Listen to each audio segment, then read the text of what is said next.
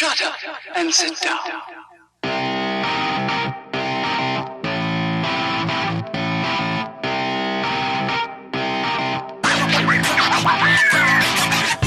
Ladies and gentlemen, we are back.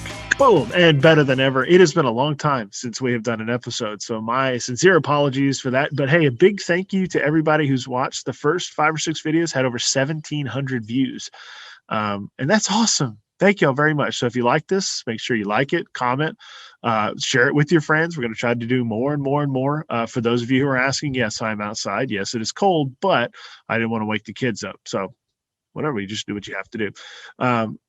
Guest today, somebody I've known for a very long time. I worked with them for a number of years in 2 different television markets. He's still active in television in a much bigger market, so I'm excited to talk with him about his television journey and all the things he got to experience, both in the small markets and the big markets. So by the power of editing, here we go.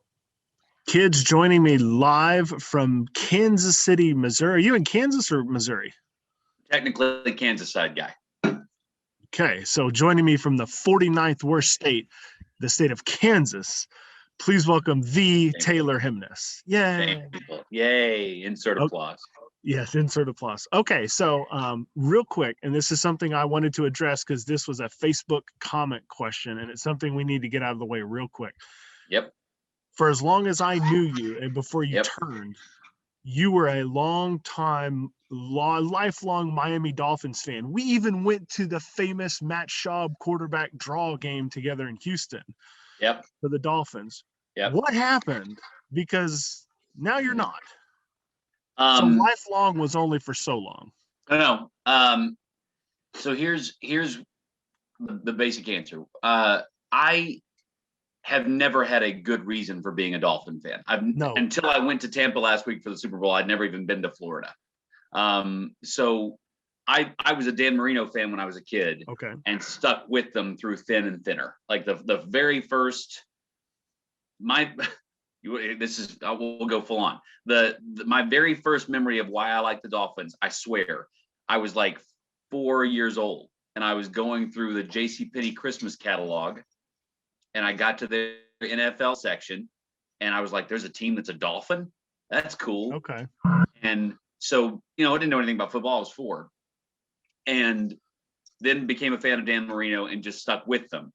And so stuck with them through even getting to Kansas City. Obviously, I'd never lived in a city that had a professional football team in it. Sure. And because of my job, I have a vested interest in supporting the local squad. So that first year I was here, I was kind of riding the line. And then it was like, that was when Miami kind of blew it up and we're trading away all their pieces and we're tanking for Tua or whatever they were doing. And I was like, I've never had a good reason for supporting them. Yeah.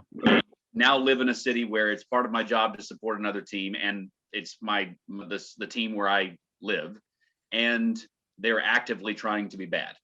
That was all that mixed together. I was like, you know what? I don't need to be a strong supporter anymore. And I will say I still support them, and I like the moves they've made. I like the coach they hired, and now I loved whenever they played Kansas City this last year. It was a good football game, and I got to watch the whole thing. It was a lot of fun, but I'm not a diehard like I was anymore, just because all those reasons I just listed. Okay, because I am going to tell you, because look, the rumor mill around here was that it was really convenient to drop the Dolphins when they were terrible and pick the Chiefs up because they were kind of good. Here's the thing. And I'm not going to name names, but Peterson and I thought that was awfully convenient. Sure. So what you guys are not factoring in is that the Dolphins have been terrible for a long time. So it wasn't like I all of a sudden, you know what, they're bad now, I'm going to stop supporting them. They've stunk for a long. I was through Cam Cameron 1-15, man. Like I stuck with them through that. If I was ever going to drop Greg Camarillo, if not for Greg Cleo Camarillo, Lemon to Greg Camarillo, I've watched it on YouTube probably once a year. I watched that highlight. So like if I was ever going to drop them for being bad, that was going to be it. It made more sense to be, you have people like Dia Wall, who I work with here, will still tell people we were in Tampa together for the Super Bowl last week. She was telling people there, I'm a Cowboys fan first. she's from Texas. She worked for the She will Cowboys. be that, yeah. That makes perfect sense to me. I never had a great, like, I got tired of explaining to people why I was a Dolphins fan. It took 20 minutes to explain it. And I just got tired of, well, I liked Dan Marino when I was a kid 30 years ago, you know, and so it just got old. Okay, fair fan, enough. but I'll accept that answer. now I don't know if Joe Terrell will accept that answer or not. Joe Terrell has not accepted anything I've ever said, so I don't That's expect true. that. But I would say they're kind of right on par with each other now. Okay, fair enough. Well, we had to get that out of the way. Now, I knew that'd be at the top of the list. Now, when we agreed to do this, I agreed not to ask questions that would get you fired. Thank you. So we're going to go ahead and try to toe that line here pretty close. This will be edited later. So Thank you. Don't worry about that. First thing, for those of you who don't know who you are, which I'm assuming if you're watching, you probably know who this guy is. The problem is I don't know if this finger's pointing to you or towards the darkness whenever I edit this. You're right. When I watch you, you're pointing towards the darkness. So okay. So real quick, give me your media career. Okay. I know where we met. Yeah. Before and to now. I started at 19 years old in Abilene, Texas. I was a student at Abilene Christian University. I did sports television on campus at ACU. There are 3 universities in Abilene: McMurray, Hardin-Simmons, and ACU. We had a sports show on campus at ACU where there was a student anchor and reporter. We were all from ACU because it was produced there, assigned to each university. Okay. And so I was the Hardin-Simmons reporter. And that's how I first learned, and that's part of your curriculum, like you're learning how to shoot and all that kind of stuff. Sure. So I started there in sports, and then got my first job as a weekend sports anchor at the CBS station in Abilene because the sports director at the time was married to the chair of the journalism department at ACU. Is that Robinette? Robinette's the sports director now. He was when I got there was a 3-person sports department. Robinette was the second guy. Okay, so, I reached out to him when I was job hunting all the years ago. Yeah, Robinette is basically the guy that taught me how to do the job. Okay, honestly, because the sports director he would do the 6 p.m., but he was very much hands off. He'd been there forever, so he was kind of an institution. Sure. So he would just do the 6 p.m. and then leave. Robinette would do the 10 o'clock, do a lot of the shooting, all that kind of stuff. He's the one that taught me how to shoot sports. Robinette was my first boss, basically. He was the person I reported to directly. So got that job as weekend sports anchor in Abilene, was there for a little while, left to do an internship that was required for the ACU curriculum, did an internship in Dallas, came back, worked at the radio station in Abilene on my campus for a little while, went back to KTAB, then switched to news and went to San Angelo, Texas. And was there for a couple of years, and then went to KTRE in Lufkin, which is where Coleman and I met. I was working already at KTRE when Coleman was hired, and then went from KTRE. I was there for 2 years, KLTV and Tyler for 8.5, and I've now been in Kansas City at KSHB, for a little over. It was 3 years in November, and it's almost Valentine's Day as we report this. So working on 3.5 years, I've been in Kansas City. Okay, so you're in Kansas City. You got to do something really cool last week, and you mentioned earlier you got to go to the Super Bowl. Now, I have been to part of the Super Bowl when it was in Dallas. I got to go to the media day like the week prior, and it was a madhouse. And that's when Dallas had the big ice and snowstorm. But in terms of people, it was a madhouse. There were just people everywhere. Your experience was different because not that the media access incredibly limited. You know, no traditional radio row and all that. Yeah. The fan experience seemed to be obviously almost non-existent. How did you even get, I say nominated, how did you even get to go as your representative from the station, and what was it like while you were there? And did you get to go to the game? No, I didn't get to go to the game. So it's odd to tell people. Yeah, it's super lame. It's odd to tell people that I went to the Super Bowl when I literally was across the street from the Super Bowl. That's never went into Raymond James. Yeah, I have video of the weekend's halftime performance fireworks coming off, but that's about it. So when you get to cover a team that goes back to back, it makes things a little bit easier. So last year in Miami for Super Bowl 54, we sent a contingent of, gosh, I can't remember how many. It was like 9 people, I think, that we sent. Okay. Photographers, on-air people, that kind of thing. And and we sent them in stages. Like our sports director was there obviously from the beginning, and he was there I think for 11 days. He and at least one photographer. It was a long trip, and he's turning content all throughout the day.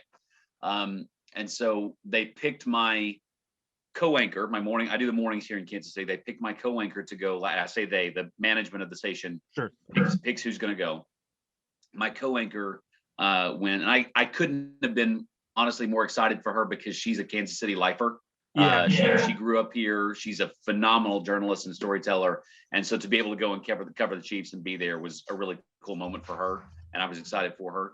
And I watched her coverage last year, and I told her when she got back, I was like, hey, if we go back for 55, I kind of don't want to go because you worked your butt off, the time you were there.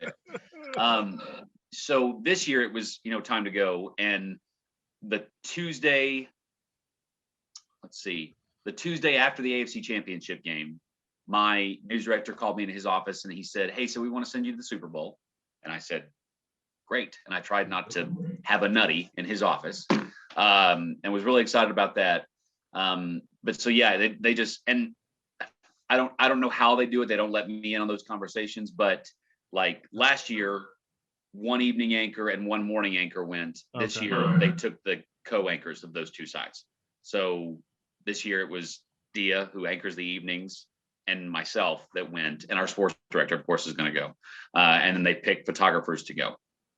Yeah, I didn't know if they were picking from a pool of like talented people, and then like you just got lucky.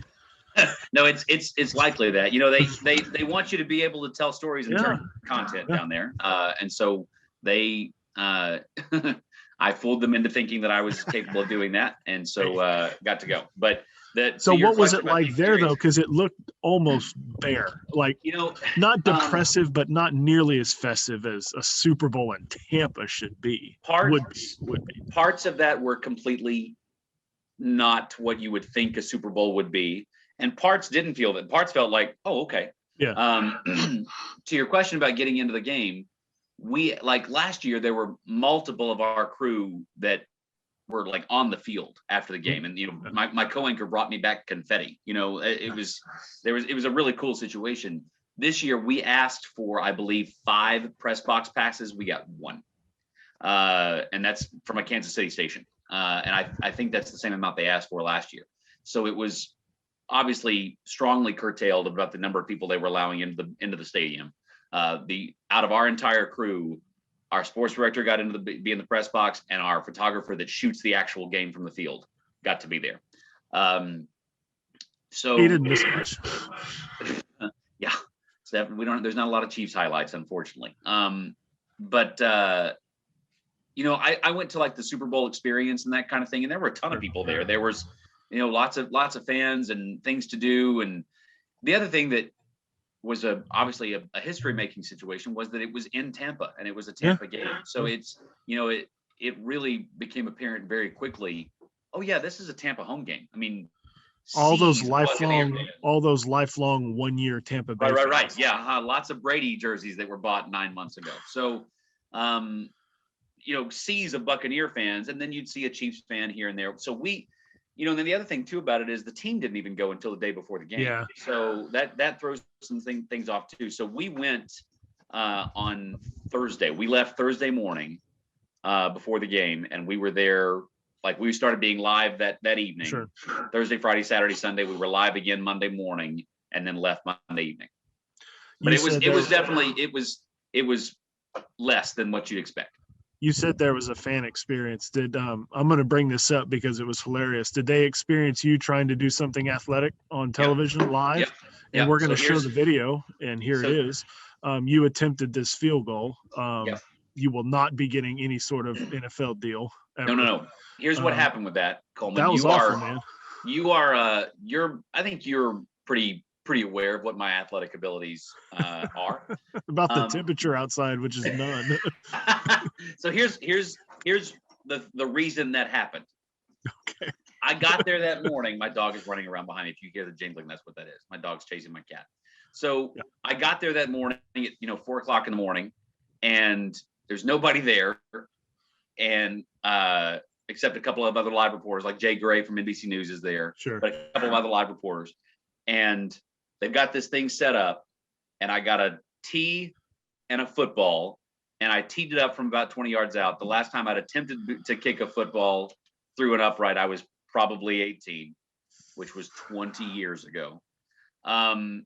Teed it up right through, no problem. And I thought, hey, I got it. And then I did it again 2 more times pretty quickly, and I made another one of those. It wasn't as clean as the first one, but I made another one of those. So I was 2 for 3 the first time I tried it. If I had done what I did on live television, that first kick, I never would have done it on live television. But in my head, it was like, it's like when you hit a really good drive and you think, I'll just do that again. My body is capable of making this happen. The mechanics are there to make this happen. And so I thought, it's there. It's absolutely there, but it didn't never show up again. So congratulations. The throw was pretty good. Yeah. The kick was no good. Groveton has a great history of high school football. That was not one of the finer moments in Groveton high school football. Bad moment, but okay. Good television. Yeah, well, I mean, sure. We got a lot of Twitter clicks. Yeah, my job is to be good at television, not at sports, Coleman. That's true. So I feel like I checked the box. Obviously, I'm certainly not going to get you in trouble. So I'm crossing off a bunch of list of questions here that I cannot ask because they're not suitable. One thing I did want to ask you, and this gets into a subject area that is gray for every station. You do a web series that's called Faith in KC, and I enjoy it very much because I watch them. Thank you. A, how did that come about? B, what's it about? And C, was there ever any hesitation? Because I know there are stations that hesitate to intersect news with religion, with faith, with politics, with anything outside the normal, just kind of main area of news, let alone have a main anchor talking very openly about faith and religion. I have enjoyed it. I've watched every one of them. I think you do a great job. How did that come about, and any reservations while doing that? So, you know that I'm a person of faith, and that I will stop at that waterline. That doesn't mean anything about me other than I've gone to church all my life and I pray, but I'm just as bad a Christian as anybody else. We'll put it that way. And I say that to say the idea was not mine. Okay. They came to me, my management came to me and pitched it and said, we would like you to do this because, and they framed it as we know who you are. Sure. We know how you project yourself and what kind of life you live, which was flattering to me, obviously. And we want you to do this. So the idea is part of, we launched during the pandemic, kind of a whole series of what we do called a rebound KC. And it was different to be a niche of that, of how people are using faith or church or spirituality differently to bounce back. And so, no, the push, and I've done, I think 14 episodes now. The latest one airs on Valentine's Day that I just finished up today. I've done, not one time has management come to me and said, we think this was a little too far. Okay. They have been completely supportive of it. They gave me, like, from the beginning, they said, we want you to show yourself. We want you to ask questions about faith, but the only parameter they put on it is, we want this to be about how people are using faith and spirituality and religion to try and bounce back. So there's been conversations about people coming back to church for the first time in a long time, potentially, and how different faiths use it. And I didn't want it to be, and I've tried for it to not be every week, like throwing a dart at a different kind of religion. And so tell me what it's like to be a Muslim. I don't want it to be that. But it was management's idea, and they've been very supportive of it. But you're right. And that was another thing too, is local news any kind, but local news especially, doesn't talk about religion or faith a lot. And we said, like, this is a huge part of people's lives. We should be talking about it. Like, it almost felt odd that we have a population of viewers that routinely go to church, routinely pray, routinely do things that are church related, but we're not going to talk about that. And this year didn't feel like we're not going to talk about that kind of year. Yeah. Last serious question. We blew through series questions. Wow. Yeah, I had so many just not suitable ones, but maybe one day we'll talk about that off air. A lot has changed from the viewpoint of what the media is, what their role is in the last, let's say, 4 or 5 years. And you can take that however you want from me asking the question. Yeah. When you see people, fake news, the media's fault, the media's doing this, it's your fault. It's everyone's fault. It's all media's fault. No matter what cable channel you might watch or what local news station you might watch, it's your fault. That whatever has happened, and since I disagree with it, it's your fault. What do you make of all that, and how do you combat it? Because we know you get it. We know people are constantly writing, calling, however they want to blow up the comment section. How do you combat that? Because it's almost an unwinnable fight. It feels like it's unwinnable. I think it is unwinnable. I think a lot of it has to do with a person who's in my position when they decide to engage, and which is the dangerous part. Absolutely, and to what level they want to engage. I have had. I don't want to make this about President Trump or not about President Trump or Republican or Democrat, but we will say over the last 4 years, it's happened more. Sure. And when you have a sitting president who routinely calls out the media and literally points at the media and say, these guys are lying, these guys won't show it to you, it brings it to the fore more than ever before. Correct. I've had multiple conversations. It's not like a weekly situation, but I've had multiple conversations in which I have told a person that I know, because I saw something they post on Facebook, where I've said to them, hey, when you say the media, you're talking about me. And almost always their response is, no, I'm not. And I say, yes, you are. And I've told people, if you have a problem with something you've heard on television or radio, then be specific about calling out who you have a problem with, whether it be an anchor or a network or a channel, whatever. Say, so-and-so on such and such said this, and I disagree with them wholeheartedly. I'm almost never going to have a problem with that. But when you start your sentence with, the media is never going to tell you this, or the media is not going to like it, or the media doesn't cover this, that's when I am often disappointed to say something. Yeah. I've had very difficult conversations with people over Facebook. I have had situations where people close to me, I have not spoken to them for a few weeks because of things that have been said. Yeah. And there's been situations where I've started a post on Facebook with the words, I know what I'm wading into here, but I'm going to wade in anyway. And like I said at the beginning of this answer, it is entirely up to the person who's in my seat, how often and how strongly they want to do that. And if you're a person who's in my seat and who's able to just watch every ball go by, good on you. And I would say there's a many of them, many times have I had a response written out and I go, nope, I shouldn't say that. Just not worth it. Closed off Facebook, because to your point, it's not winnable.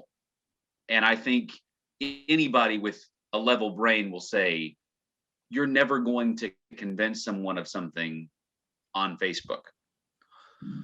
And I've had conversations with people about the differences in where I come from versus the difference where they come from is that person believes they're going to change my mind in a situation.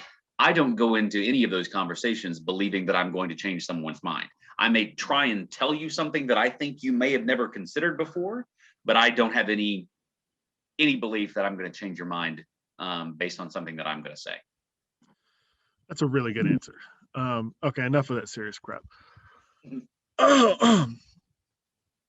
Folks, if you're watching in Kansas City or the metro area, maybe you've one of the tens of people who have clicked on this link to watch and you've made it this far, 20 something minutes in. I want you to know this man is an absolute legend in East Texas. You can't go anywhere with people like, do you know Taylor Hemness? And I'm like, yeah, I do. Like, I do. I was like, is he any good at golf? I'm like, only if his pencil has an eraser. And I'm like, it's like, he's a legend. Listen, you know, about every 10th swing, I hit something awfully sweet. About every 10th swing. My answer is always, if he's got a pencil with an eraser, that son of a bitch is good. I will tell guy people. Is good. I will tell people the best Coleman Sports has ever made me feel, especially during playing golf. It may be ever. He and I were playing golf against my father and brother-in-law. I think it was Twin Lakes in Canton, but I can't remember exactly why. And it was a shorter par 4, sand all the way across the fairway. I think some water down there. I think that's Pine Dunes in Frankston. Maybe that's what it is. It was Pine Dunes. I think so. Yeah. And I bombed one off the tee, just absolutely tattooed one. And as soon as I hit it, Coleman yelled something about like, there it is, or something like that. And it landed way out there. And you yelled, there it is, that patented Taylor Hemness once around bomb. It's always going to happen once around. And I remember that forever. Yeah, if I remember the hole correctly, you can go at the pin, but you got to really nail it. You gotta because otherwise you're in like the wasteland, or you can go out to the right where the fairway is and they want you to go. Yeah. Or I do remember that. Yes. Yeah. I think that was Pine Dunes. Patented Taylor Hemness once around bomb is what you called it. I think that was Pine Dunes out in Frankston, which is legit, is a legitimate course. Okay, so a couple questions that I jotted down. I'm handing in a notepad right here. Look at you with a yellow legal pad. Man, I'm a real journalist. Big J journalism. Big J journalism. Okay, let's go back to our Tyler days. Forget that. That was pro. Let's go back to the real days in Lufkin. Yep. When you first saw me, your impression was what? Let me tell you, my first memory of you, and I don't remember if it was on the interview or after you'd gotten the job. Oh, no. But Stuart Burson was sitting, Stuart was our assignments person, and he was sitting caddy corner from me. The newsroom in KTRE was not much bigger than this screen that we had set up. Yeah, you were in there pretty good. He was sitting caddy corner across from me, and in walks this mountain of a young person. I won't say kid, but you were young. 23. And and I remember you came up behind him and started rubbing his shoulders, and Stuart just didn't know what to do. Stuart like froze up, and I honestly, I can't remember if that was on your interview or after you'd already gotten hired, but you never ever felt like you didn't belong there. No. And from the very first time you walked in, you never felt like you were uncomfortable. You had this, your level of self-confidence in any situation is something I've always been envious of, because I can fake it, but you have never faked it. You have always felt like, listen, I got it. Whether you've got it or not, you've always felt like, I'll be fine. I got it. I was thinking back to my time in Lufkin, which was great. In realistic, yes. I lived I was rich enough to afford a 2-bedroom apartment in a Lufkin apartment complex, which pretty much made me upper class, at least on John Reddit Drive. But I had a great time there. I really had a great time for the year and a half that I was there. But I was thinking the other day, I was like, did Taylor and I ever fight? Like, did we ever fight? Or did I ever see him? Well, yes, I saw him. It was like, but did we ever fight? And I go, I think there was only one time we came to a disagreement on things. I was doing news. Okay. And Lane Lucky and I were assigned a story by you, if I'm pointing at you, or you. Where we had to go, and let dogs out. Lane Lucky and I got a story from Taylor Hemness that we were to go chase UFOs in Alto. And we did. And by golly, we found them. The problem is we were gone all day long in the middle of nowhere. And we rolled back up to the station, me and Lane. I think we had Whataburger, and it was like 5:59 or something like that. Or no, it was like 6:25, whatever. And we opened the door, and Taylor's standing there. Hello. We're like, hello, what? He goes, you were supposed to have this for the 6 o'clock. And I was like, it is 7:15. And he's like, yeah. Where were you? Why didn't you answer your call? And it was like that. We were in the dead ass middle of nowhere, and we had no cell service. I have no memory of this. Yeah. None. And that clip actually lives on YouTube somewhere. The story and Lane and I did about chasing UFOs lives on YouTube somewhere. And we joke about it every time I see Lane. We joke about it because we found the UFOs. That's really funny. Do you remember the time that you and I went to a KKK rally together? Yes. Okay. So I wasn't going to bring that up, but no, that's. Yeah. I mean, and I phrased the question like you and I were going to a KKK rally together. Yes, no, that's not what happened. Let's be careful how we mentioned it. I think that was. I want to say that was a Saturday night that I was working. It was, and it was somewhere out by. We ended up going near Sam Rayburn? Did we go that far out? It's between Lufkin and Knack. It is like Red Town or Red something or other. I do remember that. Ooh. It was a Saturday night, and I was literally picking up my stuff to walk out of the building after the 10 o'clock news. Yeah. And the phone rang in the newsroom, and I went, "Don't answer it. Don't answer that." And I answered it, and a guy said, "You interested in the KKK rally going on right now, and the police busting it up and such and such?" And I thought, well, yeah, I am. What's going on? And I called our boss and told her about it after he'd given me the details. Apparently there was a rally going on that was being broken up by law enforcement right then. And I called our boss, and she said, "You can't go out there by yourself." And about that time, Coleman walks in the back door. And I said, "It's okay. Coleman's here. He'll go with me." And you said, "What's going on?" I said, "Don't worry about it." And she said, "You cannot." Okay, if he's going to go with you, she said, "Do not get out of the car unless you see police lights." She said, "Where you're going is a whole other world." And she was 100% right. We were out in the woods someplace. I mean, this is we're driving through there, and there's people with garbage cans on fire in their front yard on a Saturday night. Well, and we got back there, and we found police lights, and they had just broken up this rally. Yeah, and we shot a little bit of it. That's when the law enforcement officer looked at me and said, "You're bigger than you look on TV." Do you remember that? I said, "You call me fat, officer?" He said, "No, just like bigger." I do remember that. It's some wild shit happened on Saturday nights. The first ever time I got to cover a murder scene was at the Catfish King on a Saturday night. Same thing. Yep. Me and Lauren Heflin had worked that night, and we were getting ready to walk out. It was 10:40, 10:45. The phone rings. We should not answer this. Fucking answer it. Shooting PG, Coleman, PG. Sorry, PG. Beep. Damn Catfish King shooting, and we're like, well, let's go. Didn't get home till like 2 a.m. Mm-hmm. And just the daily life of the. You guys were good that night. I remember the coverage. You guys were great that night. Well, the photography was just top notch. You were great. I will tell a story about Taylor, and it won't get him fired, but it was funny.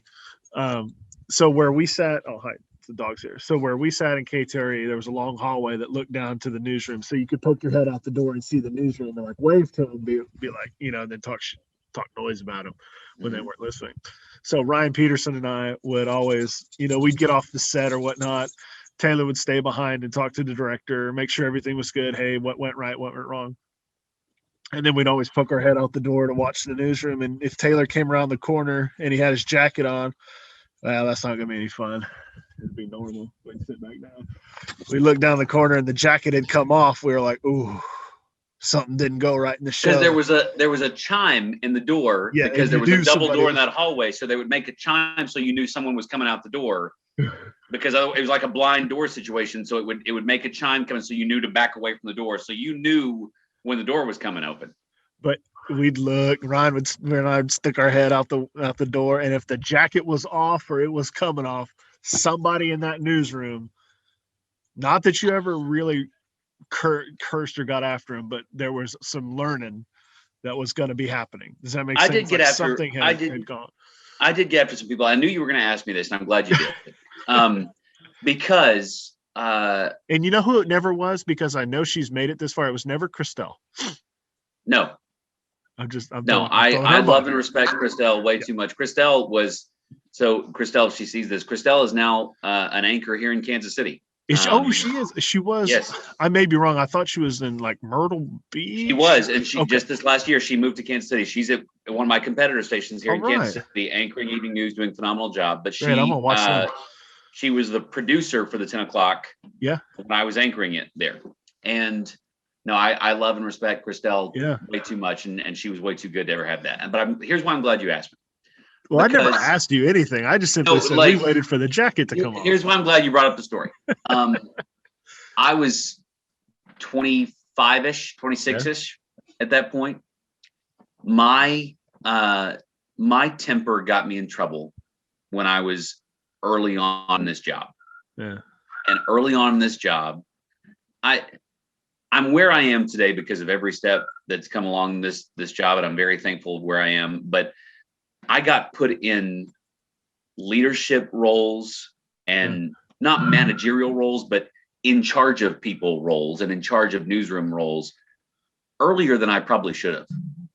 I was 25, and no disrespect to the news director at the time, but was kind of running that newsroom, especially at night. Yeah. At KTRE. Oh, absolutely. The thing was, and I'll interrupt you. The thing was you were managing people who were the same age. Like I'm 1 year younger. Yeah. I think you and Ryan are the same age, even though we were kind of separated from you. But Christelle and a lot of the Lane and these people that came through, they weren't like 40-year veterans in TV either. Everybody was kind of on the same page, but you were one of the few who had experience beforehand. Yeah. You kind of knew how it was supposed to go. And I made mistakes thinking that the only way to correct or instruct or critique or help people improve was to lose my temper and to yell and fire and brimstone it a little bit. And that got me in trouble later on. It burned some relationships for me because of the way I handled some things.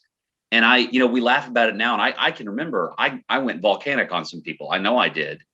And I still work around people who think, and have worked around people my entire career who think that's the way to handle things. Yeah. And I have since learned it's just not. I think there's a tiny percentage of the population that does respond to that does respond to getting a fire lit under them or getting screamed at. And I think I'm probably in that population. And that may be why I did it. But I like to think in the 13 years since then that I have figured out you can't just scream at people and expect them to understand A, what they did incorrectly or what they could have done better, and B, that in the moment your opinion of them hasn't dropped or anything like that. It's just in the moment you wanted it to be better and it wasn't, and here's how you're reacting to it. And I did that wrong for a long time. And I have tried, because I work with very young people now. And there's been instincts more than once for me to that heat to come up, to take the jacket off, kind of, what are we doing here? And that just doesn't work for, I think, the majority of the population. Even in this crazy high pressure industry that we're in, I think the majority of people don't respond to that. And I learned that the hard way, honestly. Yeah, but come on, that jacket was coming off, man. We knew something was going to happen, and we were just like, hell yeah. Like, I don't know if somebody misspelled a word or what happened, but it's go time. No, he was normally pretty good with people. There were some people that caught it when I came off the air at 10 o'clock. Yeah, there were a few. Okay, a couple rapid fire stuff here. And we're going to talk exclusively about your time before Kansas City. Because look, people watching this, they don't care that you're in Kansas City. You're a legend here. No. Here. Not a legend anywhere. Texas. You're a legend here. What was the favorite story you ever got to cover here? Ooh, wow. Gosh. I'm going to follow this up by asking the least favorite. I can tell you the least favorite off the top of my head. And I should say at the beginning of this, there's almost a language that news people speak because of the absolute awfulness that we are exposed to on a regular basis. I think that's true. News people can talk to each other about tragedy and death and disaster using a different set of terminology because we understand and speak to each other in terms of news value versus in terms of actual humanity sometimes. I'm not defending it, but there's a way that we can this is a great story because of the news value of it and the elements that we're going to have. But at the same time, it's the worst of the worst. Yeah. My least favorite story there, I covered a woman who killed her young daughter. I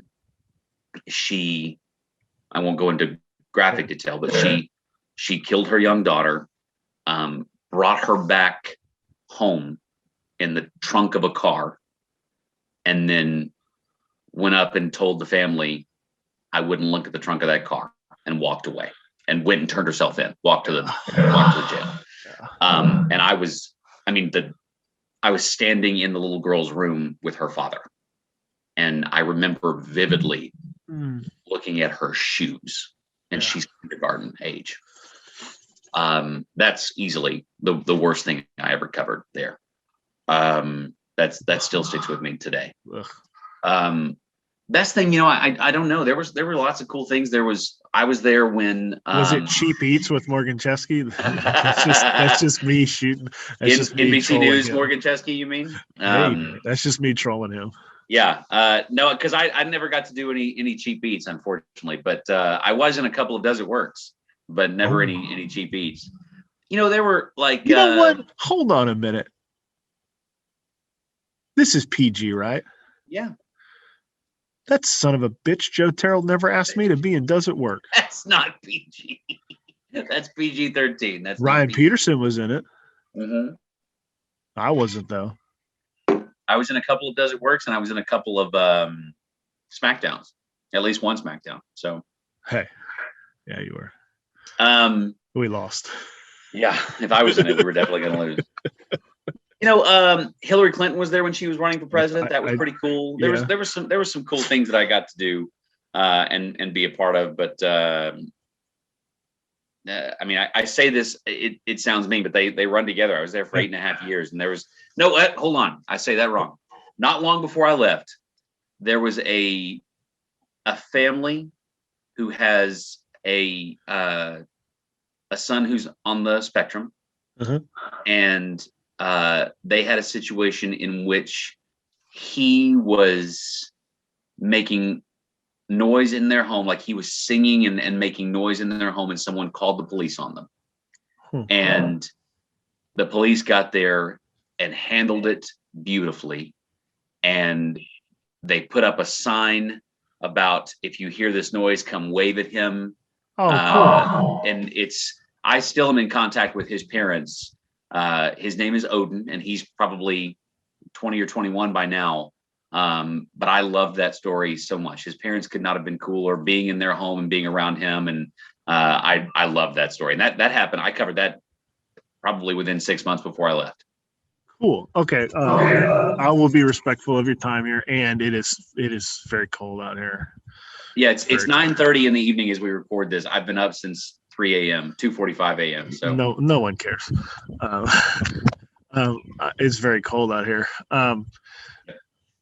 Who did you work with that you really, and I don't want you to single anyone or for people out, but like, and it doesn't have to be me or anybody, but like, who did you work with that you really enjoyed? Because like when Reed Kerr and I talked, we talked about, man, we really got to work with some awesome people, and whether they're in television or not, it doesn't matter anymore. Whether in television now still, and we talked about like Morgan Chesky and his rise, like his just meteoric rise, and other people. Who do you remember working with that you were just like, man, that was really fun? It doesn't have to be me. Don't say me. honestly, it's a long list, and I really mean that. I mean, Yeah. Skirto and I are obviously close, and he's, I think, 65 years older than me, something like that. And so I didn't expect to have a closeness with him. I love Anissa Centers, but honestly, the thing that, and I feel bad for people that are going to watch this, and I didn't sing. I mean, there's so many people I work with. There's no way they made it this far, so don't worry. Skylar Gallup, Cody Lilick, there's been a lot, but I will say, and I bet he made it this far. Oh. The one that I didn't think was going to happen, that's Kelly Heffelfinger. Yeah, he might make it this far. Kelly, and Kelly talks about this anytime he and I chat. Kelly is the multiple Emmy Award winning producer who's still at KLTV in Tyler, and is frankly overqualified to be in his job. He's fantastic. He's very good. And he and I would set desk to desk facing each other. And I was his anchor for 8 years, and he was producing the 10 o'clock newscast that I was anchoring. He was in that same job when I was at KTRE and doing my job, and I would call him for 10 o'clock news stories, and he could not have been ruder to me on the phone. Like, it was always, Kelly, if you know Kelly, and Kelly, if you're watching, I love you, buddy. Kelly has a shortness with people that you just have to kind of get used to. And he would, like, I would call, yeah. And then whenever we were through our conversation, he would just hang up. Not bye, not I'll get it back to you. Just, you know, and so when I got hired, I think we both thought we were going to kill each other. And I don't know if I did anything for him. I probably didn't, but I know for a fact Kelly made me a lot better than I was when I got there. Reading his newscast and anchoring his newscast for 8 years made me a whole lot better. We had one instance early on when, because of where I was coming from, I was trying to be super hands-on about something. Sure. And after the show, he told me, Taylor, beat him. People have said that to me before, and I thought, they're still going to need me to help them do it. That moment, I thought, he's absolutely right. I trust him completely to do his job. And to have that relationship between anchor and producer where, I don't know if he trusted me or not, but I trusted Kelly 125%. So much so that if I needed to go out and read a show completely cold, I knew I could do it and would be good because of what was in it news-wise and how it was written. I loved him the minute I met him, you know, you included. Kelly was one that I thought that I would probably put a pillowcase over his head at some point, and we ended up working great together. Last question. That didn't get you fired. I think we're good. Last question. What is the future of local news? Well, because you're a generation of local news watchers is phasing out. Yeah. A next generation is coming in 20 years. I have to think that it will continue to exist in some format because I hope I still have a job in 20 years. One, but more importantly, honestly, people still like to know what's happening around them. Yeah. And no matter what cable news or national news are able to do, they're not good. Newscasts are no longer 30 minutes or an hour. Yeah. We're going to do a series of 5 to 10 minute newscasts throughout the day that we're going to put on your phone or put on your tablet, or we're going to have it all on Twitter or whatever it's going to be, we're no longer doing a 30-minute scheduled newscast every night. And there are variations of that already. I think the way people consume it is going to change. It has been. The simple answer to your question is I don't see a situation in which people stop caring about what's happening down the street. Yeah. And I think as long as that is there, there'll be something. People are going to want to see visuals of it. They're going to want to, and that the short attention span, honestly, that people have is what's keeping television, I'm going to say more relevant, but that's too simple, an oversimplification, more relevant than newspaper. Yeah. Be able to see it really quickly. Oh, do they have any pictures of that? Do they have any video of that? Oh gosh, look at that. And then I'm out. Yeah. And that's what people want to be able to continue to do. It may become a very condensed version of what we do, and The longer form stuff may live online, and you can watch it when you want to watch it. Yeah. But I don't see a situation, at least in the next 20 years, in which local news goes away. I really don't. Man, I appreciate talking to you. You too, man. It's good to see you. We played golf. What the hell am I talking about? A year or so ago. Yeah, pre-COVID. Yeah. Go get it was during COVID when I was there in October, I think. Yeah, we took all of them. We made sure we were all safe. We played golf. Go get some sleep. I know you've been up for a long time. I appreciate you, man. You're doing a hell of a job. Hey, I appreciate you asking. I know I wasn't your first choice. No, you were not. I wish you luck in getting your first choice. Thank you. I would get fired if they told the truth about what I wanted to hear. So looking at you, Joe Terrell. Looking at you, Joe Terrell. I don't want to talk to him. Hey, man, I appreciate you. I appreciate you. Go be warm, be safe, and we'll chat later. Take care, buddy. See you, man. How do I end this? You can stop recording. It didn't stop. All right, I'm just going to end it. Tell your wife I love her and that I hope she's doing well. I sure will, man. Appreciate it. Tell yours the same. Yep, will do.